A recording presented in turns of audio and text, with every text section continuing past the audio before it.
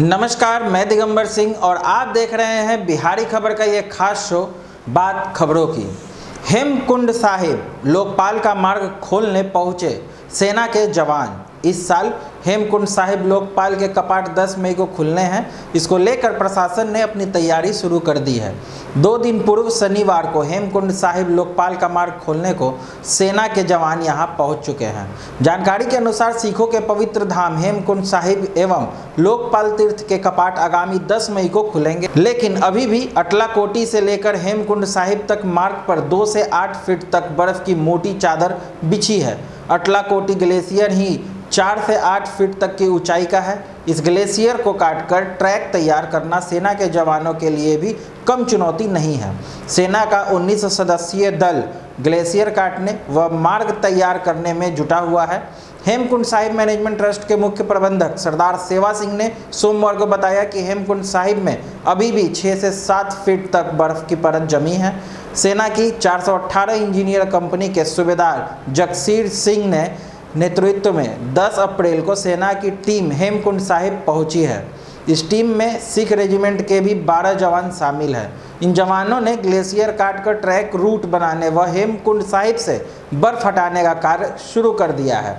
पूरी उम्मीद है कि 10 मई प्रकाशोत्सव से पूर्व यह मार्ग आवाजाही के लिए तैयार कर लिया जाएगा।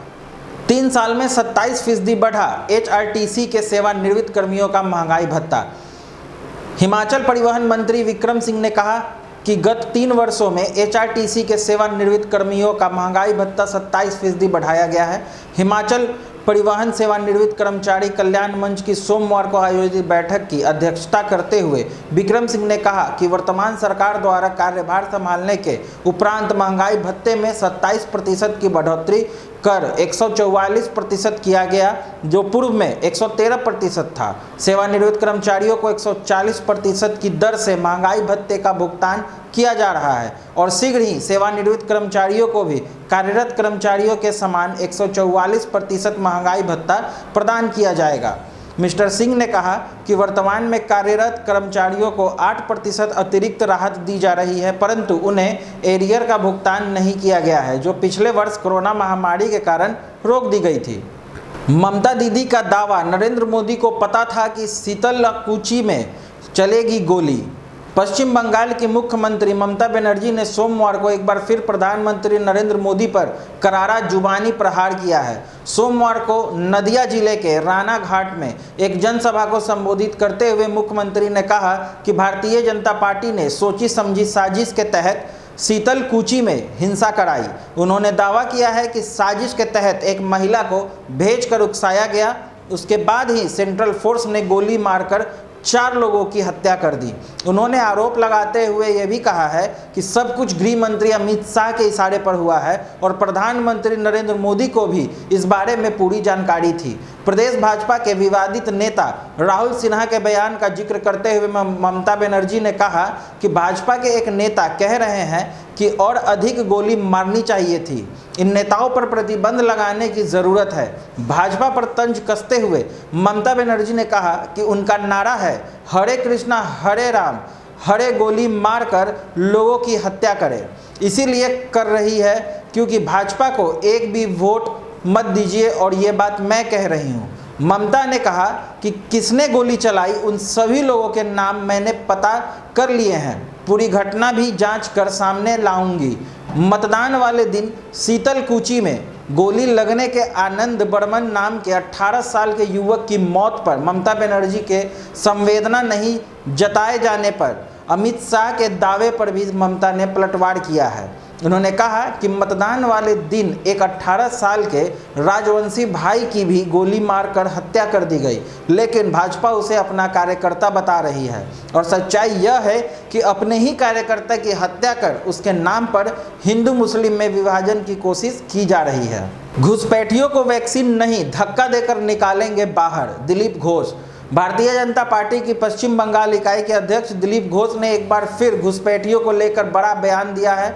सोमवार को सेंट्रल पार्क में मीडिया से बातचीत करते हुए घोष ने कहा कि ममता बनर्जी की सह पर बांग्लादेशी घुसपैठिए राज्य की न केवल जनसंख्यिक बिगाड़ रही है बल्कि अपराध को भी बढ़ावा दे रहे हैं। कोविड-19 संकट के समय मुफ्त वैक्सीन उपलब्ध कराए जाने के सवाल पर दिलीप घोष ने कहा कि घुसपैठियों को वैक्सीन लगाने का सवाल ही पैदा नहीं होता है।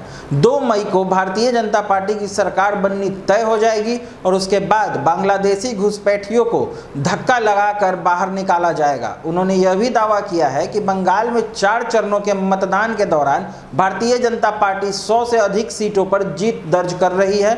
उन्होंने कहा कि भाजपा ने शतक लगाया है। कूच बिहार के शीतलकुची में फायरिंग की घटना का जिक्र करते हुए दिलीप घोष ने कहा कि ममता बनर्जी ने लोगों को सेंट्रल फोर्स पर हमले के लिए उकसाया था। उन्होंने लोगों को मौत के मुंह में ढकेला है और अब उनकी मौत पर राजनीति करना चाहती हैं। चुनाव आयोग ने कूच बिहार में नेताओं के प्रवेश पर रोक लगाकर सही किया है।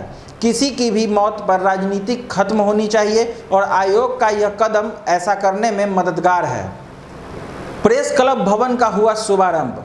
बिहार के सुपौल जिला समाहरणालय के समीप बनाए गए प्रेस क्लब भवन का सोमवार को विधिवत शुभारंभ किया गया है। इस मौके पर डीएम महेंद्र कुमार, एसपी मनोज कुमार ने संयुक्त रूप से फीता काटकर इस भवन का शुभारंभ किया। मौके पर जिले भर के पत्रकार मौजूद थे। मालूम हो कि वर्षों पहले लाखों की लागत में प्रेस क्लब भवन बनकर तैयार हो चुका था, लेकिन इसकी शुरुआत किसी कारणों से नहीं की जा सकी थी। इस बीच आज से इस भवन का विधिवत शुभारंभ किया गया है। डीएम महेंद्र कुमार ने बताया कि फिलहाल विभागीय स्तर के इसका संचालन किया जाएगा। प्रेस प्रतिनिधि, अध्यक्ष और सचिव के चुनाव हो जाने के बाद यह भवन उन्हें हस्तांतरित कर दिया जाएगा। उन्होंने ये भी कहा कि इसके लिए जल्द ही पहल की जाएगी। इस मौके पर DDC Mukesh Kumar, SDO Manish Kumar, DPRO Santosh Kumar भी मौजूद थे। बिहार की स्वास्थ्य व्यवस्था मरणाशय की स्थिति में, तेजस्वी यादव। बिहार में स्वास्थ्य व्यवस्था को लेकर नेता प्रतिपक्ष तेजस्वी यादव ने मुख्यमंत्री नीतीश कुमार और स्वास्थ्य मंत्री मंगल पांडे पर तंज कसा है। तेजस्वी ने कहा, स्वास्थ्य व्यवस्था खुद मरणाशय स्थिति में है और इसे लेकर भारत के नियंत्रक और महालेख परीक्षक की जो रिपोर्ट सामने आई है वह मेरी बातों को सही साबित करती है। नीति आयोग के मुताबिक बिहार स्वास्थ्य के क्षेत्र में सभी मानकों पर निचले पायदान पर है। नेता प्रतिपक्ष तेजस्वी यादव ने सोमवार को ट्वीट करते हुए लिखा, मैंने पूर्व में भी बिहार का मरणाशय स्वास्थ्य व्यवस्था को आपके सामने और सदन के पटल पर रखा था।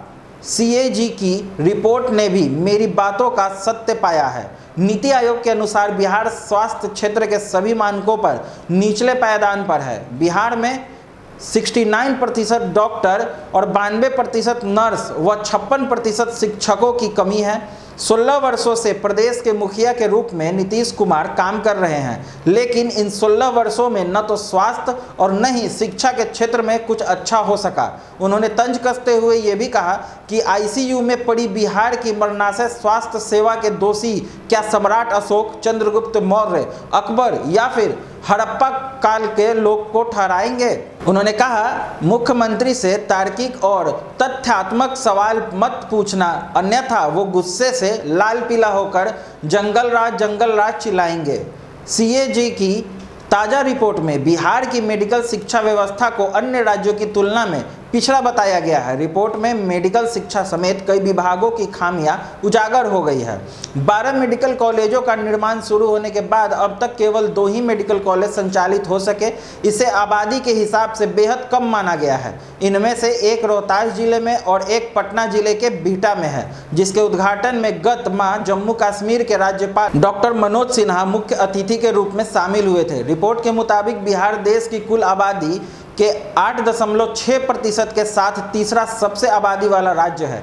1 लाख की आबादी पर सरकारी डॉक्टर, नर्स, प्राश्विक के अनुपात का राष्ट्रीय औसत 221 है। वहीं बिहार में यह अनुपात 19.74 है। पृथ्वी शॉ ने चैंपियन की तरह वापसी की है, शिखर धवन। दिल्ली कैपिटल्स के सलामी बल्लेबाज शिखर धवन ने अपने जोड़ीदार पृथ्वी शॉ की तारीफ करते हुए ये भी कहा है कि उन्होंने एक चैंपियन की तरह वापसी की है। धवन और शॉ की जोड़ी ने चेन्नई सुपर किंग के खिलाफ 189 रनों के लक्ष्य का पीछा करते हुए पहले विकेट के लिए 138 रनों की साझेदारी की।